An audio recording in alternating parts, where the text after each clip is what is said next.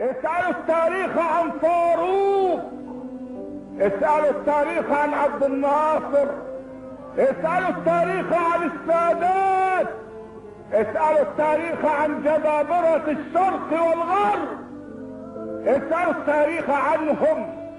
أين هم الآن؟ أين هم الآن؟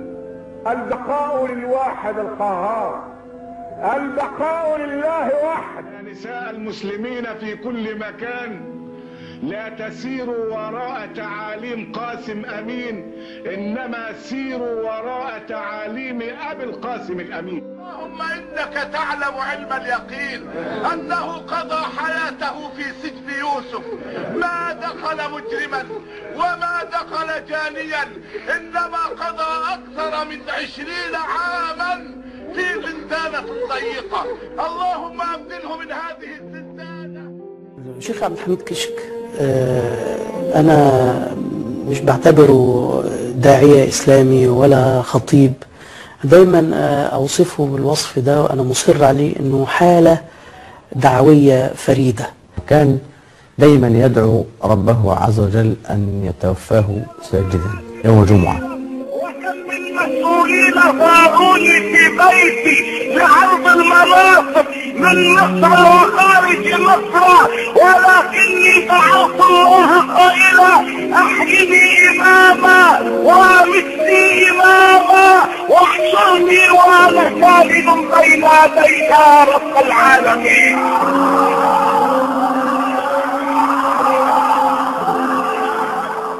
أكثر من 2000 خطبة مسجلة انتشرت في العالم كله، وأكثر من 100 كتاب وسيرة ذاتية مليئة بالأحداث المثيرة للجدل هي حصيلة ما ترك عبد الحميد كشك.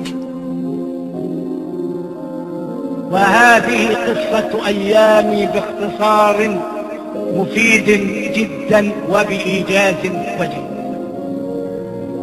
في يوم الجمعة الموافق 6 من ديسمبر لعام 1996 توضأ في بيته لصلاة الجمعة، وكعادته بدأ يتنفل بركعات قبل الذهاب إلى المسجد. بدأ الصلاة وفي الركعة الثانية سجد السجدة الأولى ثم السجدة الثانية، وكأنه يوافق القدر المحتوم، يلبي نداءه أن يختم حياته وهو بين يدي ربه، وقد أوشكت أن تفارق روحه ذلك الجسد المتعب، كأنه يقول للناس أرحتكم من مشقة نقلي إلى المسجد، هلموا فصلوا عليه. عندها صعدت روحه إلى السماء. الله قائلا احيني اماما وامتني اماما واحشرني وانا ساجد بين يديك يا رب العالمين.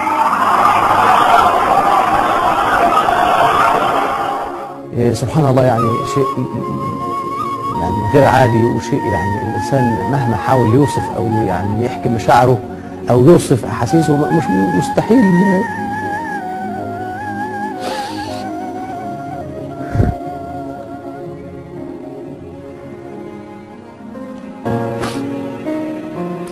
إنه الإنسان يعني يتمنى على الله إنه يقبض ساجد يوم جمعة، هذا أمر، لكن رحمة الله عليه كأن الله يكافئه في مفارقته الدنيا. عندما يموت الرجل ساجدا بين يدي الله فإن المرء يحشر على ما مات عليه، كما قال النبي صلى الله عليه وسلم يحشر المرء على ما مات عليه.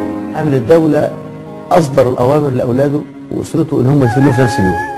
في عزا الشيخ كشك العزا بدأ من العصر إلى الساعة 12 بالليل.